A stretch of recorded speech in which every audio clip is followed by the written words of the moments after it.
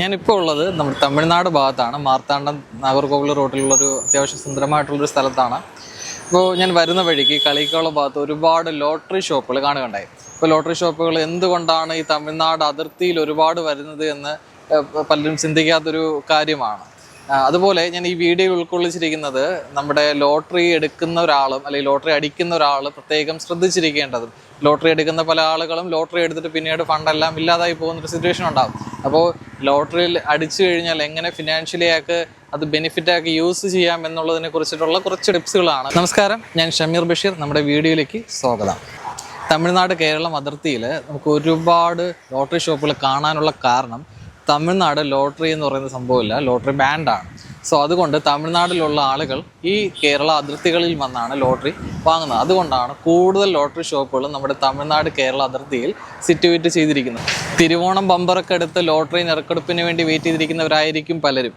അപ്പോൾ കഴിഞ്ഞ ദിവസങ്ങളിൽ ലോട്ടറി നറുക്കെടുപ്പ് മാറ്റി വെച്ചു എന്നൊക്കെ നമ്മൾ വാർത്തകളിൽ കണ്ടിട്ടുണ്ടായിരുന്നു. ശരിക്കും നമ്മുടെ നാട്ടിൽ ലോട്ടറി അടിക്കുന്ന സമയത്ത് ലോട്ടറി എങ്ങനെ അത് ട്രീറ്റ് ചെയ്യണം എന്നതിനെ കുറിച്ച് അറിയാത്ത ആളുകളാണ് കൂടുതലും ഉള്ളത്.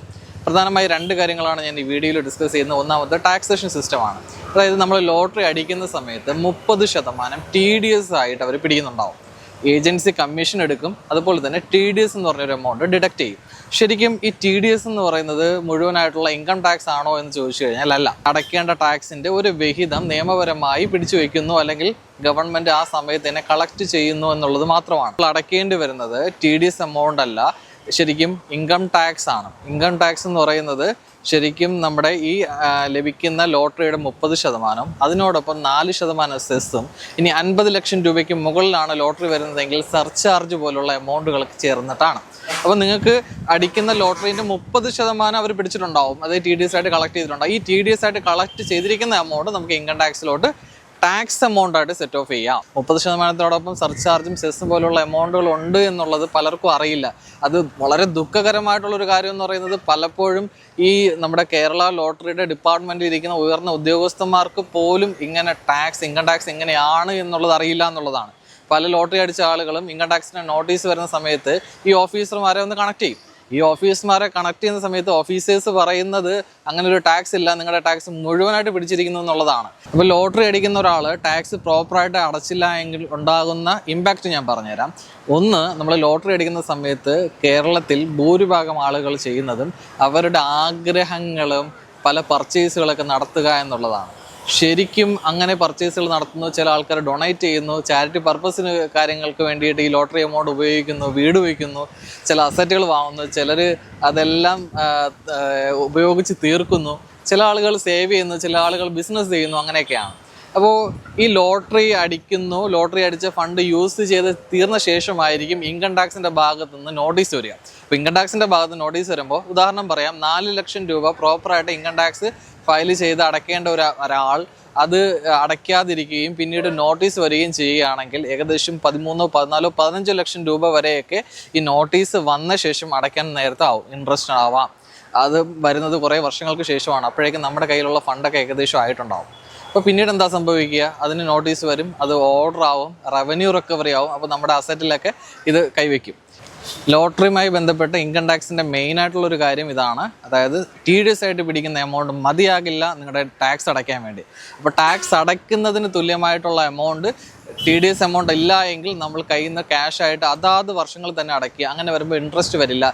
പിന്നീട് വരുമ്പോൾ ഞാൻ നേരത്തെ പറഞ്ഞ പോലെ വലിയ എമൗണ്ട് ഇൻട്രസ്റ്റ് വരാനുള്ള സാധ്യതയുണ്ട്. ഇതെല്ലാവരും ഓർമ്മയിൽ വെക്കുക. എൻ്റെ പക്കൽ ഒരുപാട് നോട്ടീസ് കഴിഞ്ഞ വർഷം തന്നെ വന്നിട്ടുണ്ടായിരുന്നു. അതായത് ഇതുപോലെ എമൗണ്ട് അടയ്ക്കണം, അല്ലെങ്കിൽ റിട്ടേൺ ഫയൽ ചെയ്യണം എന്നൊക്കെ പറഞ്ഞിട്ട് ഇൻകം ടാക്സ് ഓഫീസേഴ്സ് അയച്ച നോട്ടീസ് ഒരുപാട് പല ആളുകളും കൊണ്ടുവന്നു. പല ആളുകളുടെയും സങ്കടകരമായിട്ടുള്ള ഒരു കാഴ്ച എന്ന് പറയുന്നത് അവരുടെ ഫണ്ട് ഓൾറെഡി എല്ലാം തീർന്നിട്ടുണ്ടാവും. അവരുടെ കയ്യിൽ ക്യാഷ് ഇല്ലാത്ത ആളുകൾ ഉൾപ്പെടെ എൻ്റെ അടുത്ത് നോട്ടീസുമായി വന്നിട്ടുണ്ട്. രണ്ടാമത്തെ പ്രധാനപ്പെട്ട ഒരു കാര്യമാണ് ലോട്ടറി അടിക്കുന്ന ക്യാഷ് എങ്ങനെ ഉപയോഗിക്കണം എന്നുള്ളത് പലർക്കും അറിയില്ല എന്നുള്ളതാണ്. ലോട്ടറി അടിച്ചാൽ നമ്മൾ എന്താണ് ചെയ്യേണ്ടത്? ആദ്യം ചെയ്യേണ്ടത്, നിങ്ങൾ അത്യാവശ്യം പബ്ലിക്കിൽ ആരെയും അറിയിക്കാതിരിക്കുന്നതായിരിക്കും ഏറ്റവും നല്ലത്. പുറത്ത് പറയാതിരിക്കുന്നതായിരിക്കും ഏറ്റവും നല്ലത്. സോ നിങ്ങൾക്ക് കിട്ടുന്ന ഫണ്ട് നിങ്ങൾ ആദ്യമേ ഡിസ്ട്രിബ്യൂട്ട് ചെയ്യാതിരിക്കലാണ് ഏറ്റവും ആദ്യം ചെയ്യേണ്ടത്. നിങ്ങൾ ചെയ്യേണ്ട ഒരു കാര്യം, ആ എമൗണ്ടിനെ ഒരു ഇൻവെസ്റ്റ്മെൻ്റ് ആയിട്ട് കൺസിഡർ ചെയ്യുക. കിട്ടുന്ന എത്ര ലക്ഷം ആയിക്കോട്ടെ, അപ്പോൾ എത്ര കോടിയോ ആയിക്കോട്ടെ, ആ കിട്ടുന്ന എമൗണ്ടിനെ ഒരു ഇൻവെസ്റ്റ്മെൻ്റ് ആയിട്ട് നിങ്ങൾ കൺസിഡർ ചെയ്യുക. അതിൽ നിന്ന് കിട്ടുന്ന വരുമാനത്തെ നിങ്ങൾ യൂസ് ചെയ്യുക. ഉദാഹരണത്തിന് ഇപ്പം നിങ്ങൾക്ക് ഏറ്റവും സെക്യൂർഡ് ആയിട്ടുള്ള ഏറ്റവും റിസ്ക് കുറഞ്ഞിട്ടുള്ള ഒരു ഫോമാണ് ഫിക്സഡ് ഡെപ്പോസിറ്റ് ചെയ്യുക എന്നുള്ളത്. അപ്പോൾ നിങ്ങൾക്കൊരു 10 കോടി രൂപയുടെ ലോട്ടറി അടിച്ചു, അല്ലെങ്കിൽ നിങ്ങൾക്ക് ലോട്ടറി അടിച്ചതിൽ 10 കോടി രൂപ കിട്ടിയിട്ടുണ്ടെങ്കിൽ ഈ 10 കോടി രൂപയും നിങ്ങൾ ഫിക്സഡ് ഡെപ്പോസിറ്റ് ആയിട്ട് നിങ്ങൾക്ക് ഇൻവെസ്റ്റ് ചെയ്യാം. ഈ ഫിക്സഡ് ഡെപ്പോസിറ്റ് ആയിട്ട് നിങ്ങൾ ഇൻവെസ്റ്റ് ചെയ്യുമ്പോൾ അതിൽ നിന്ന് കിട്ടുന്ന ഇൻട്രസ്റ്റ് ഉപയോഗിച്ച് നിങ്ങൾ ഡൊണേറ്റ് ചെയ്യുകയോ നിങ്ങൾ വേറൊരു ബിസിനസ് ചെയ്യുകയോ നിങ്ങളുടെ ആഗ്രഹങ്ങൾക്ക് വേണ്ടി ഉപയോഗിക്കുകയോ നിങ്ങൾക്ക് വില കൂടിയ ലക്ഷറി ആയിട്ടുള്ള ഐറ്റംസ് വാങ്ങുകയൊക്കെ ചെയ്യാം. അങ്ങനെ ചെയ്യുമ്പോൾ നിങ്ങൾക്ക് ലഭിച്ച ലോട്ടറി അടിച്ച എമൗണ്ട് നിങ്ങൾക്ക് ഫിക്സഡ് ഇൻവെസ്റ്റ്മെൻ്റ് ആയിട്ട് നിങ്ങൾക്ക് അവിടെ ഉണ്ടാവും. ഇത് ഏറ്റവും സേഫസ്റ്റ് ആയിട്ടുള്ള വേ ആണ്. ഇപ്പം ഇങ്ങനെ ചെയ്യുന്ന ഒരാളെ സംബന്ധിച്ചിടത്തോളം നിങ്ങൾക്ക് ലഭിച്ച എമൗണ്ട് അവിടെ തന്നെ ഉണ്ടാവും. അതിനോടൊപ്പം അതിൽ നിന്ന് ലഭിക്കുന്ന വരുമാനം കൊണ്ട് നിങ്ങൾക്ക് ആവശ്യമായിട്ടുള്ള കാര്യങ്ങളൊക്കെ ചെയ്യാനും കഴിയും. ലോട്ടറി അടിക്കുന്ന എമൗണ്ടിൽ നമ്മൾ ടാക്സ് കൊടുക്കുന്നുണ്ട്. ഒന്ന് TDS ആയിട്ട് ഡിഡക്ട് ചെയ്ത എമൗണ്ട്, 2 ഞാൻ പറഞ്ഞു ഒരു 1 ഇയറിൽ ഇൻകം ടാക്സ് റിട്ടേൺ ഫയൽ ചെയ്യണം. ഇൻകം ടാക്സ് റിട്ടേൺ ഫയൽ ചെയ്തിട്ട് ബാലൻസ് എമൗണ്ട് നമ്മൾ എന്ത് ചെയ്യണം, ഇൻകം ടാക്സിലേക്ക് അടയ്ക്കണമെന്ന് പറഞ്ഞ് ടോട്ടൽ എമൗണ്ട് നമ്മൾ അടച്ച ബാലൻസ് എമൗണ്ടാണ് നമുക്ക് നമ്മുടെ ഫ്രീ എമൗണ്ട് ആയിട്ട് അല്ലെങ്കിൽ നമ്മുടെ സോഴ്സ് ഓഫ് ഇൻകം ആയിട്ട് നമ്മുടെ കയ്യിലുള്ളത്. അപ്പോൾ ആ ഇൻകം ഉപയോഗിച്ചുകൊണ്ട് നമുക്ക് എന്ത് കാര്യങ്ങൾ വേണമെങ്കിൽ ചെയ്യാം. നമുക്ക് എന്തുണ്ട്, സോഴ്സ് ഉണ്ട്. പക്ഷേ നമുക്ക് ഈ അടിച്ച എമൗണ്ട് വീണ്ടും ടാക്സ് കൊടുക്കണോ, പിന്നീടുള്ള വർഷങ്ങളിൽ ടാക്സ് കൊടുക്കണോ എന്നുള്ളത് ഒരുപാട് കേട്ട് വരുന്നൊരു ക്വസ്റ്റ്യൻ ആണ്. ശരിക്കും അങ്ങനെ നമ്മൾ ടാക്സ് കൊടുക്കേണ്ട ആവശ്യമില്ല. അതായത് ഒരിക്കൽ നിങ്ങൾക്ക് ലോട്ടറി അടിച്ചു, നിങ്ങൾ ലോട്ടറി അടിച്ച എമൗണ്ടിന് നിങ്ങൾ ഇൻകം ടാക്സ് കൊടുക്കണം. ഈ ഇൻകം ടാക്സ് ഓൾറെഡി വൺസ് പേ ചെയ്ത് കഴിഞ്ഞാൽ നിങ്ങൾ ആ എമൗണ്ടിൽ നിങ്ങൾ ടാക്സ് കൊടുക്കേണ്ട ആവശ്യമില്ല.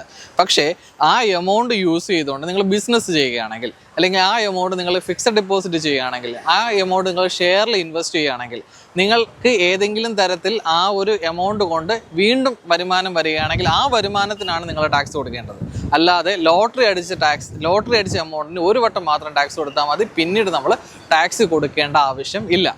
GST ഇപ്പോൾ 40% അല്ലെങ്കിൽ ലക്ഷറി ടാക്സ് ആയിട്ട് ലോട്ടറി എന്നുള്ളത് നമ്മൾ വാർത്തകളിലൊക്കെ കണ്ടിട്ടുണ്ടായിരുന്നു. ആളുകൾ പറഞ്ഞു പരത്തുന്നത് ഇങ്ങനെയാണ്, നിങ്ങൾക്ക് ലഭിക്കുന്ന ലോട്ടറി എമൗണ്ടിൽ നിന്നും, പ്രൈസ് മണിയിൽ നിന്നും 40% GST എടുത്ത ശേഷം മാത്രമേ ഇനി കിട്ടുകയുള്ളൂ എന്നുള്ളതാണ്. ഇത് വളരെ തെറ്റായിട്ടുള്ള ഒരു കാര്യമാണ്. ശരിക്കും പ്രൈസ് മണിയിൽ GST ഇല്ല.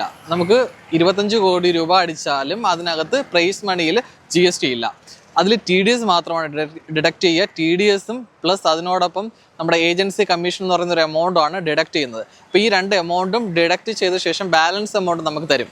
അപ്പോൾ GST വരുന്നത് എവിടെയാണ്? നമ്മുടെ ലോട്ടറി ടിക്കറ്റ് വാങ്ങാൻ പോകുന്ന സ്ഥലത്താണ് GST കൂടിയത്. അപ്പോൾ വാങ്ങുന്ന ലോട്ടറിയുടെ GST എമൗണ്ട് കൂടി. അപ്പോൾ അതിൽ കേരള ഗവൺമെൻറ് ചെയ്യുന്ന രീതി ഇങ്ങനെയാണ്, ലോട്ടറി എമൗണ്ടിൻ്റെ GST കൂടിയെങ്കിലും അവർ ടിക്കറ്റ് നിരക്ക് കൂട്ടുന്നില്ല എന്നാണ് പറയുന്നത്. അതിന് പകരം പ്രൈസുകളുടെ എണ്ണം കുറയ്ക്കും. ലോട്ടറിയുമായി ബന്ധപ്പെട്ട കുറച്ച് ഇൻഫർമേഷൻസ് ആണ് ഞാൻ ഈ വീഡിയോയിൽ ഷെയർ ചെയ്തിട്ടുള്ളത്.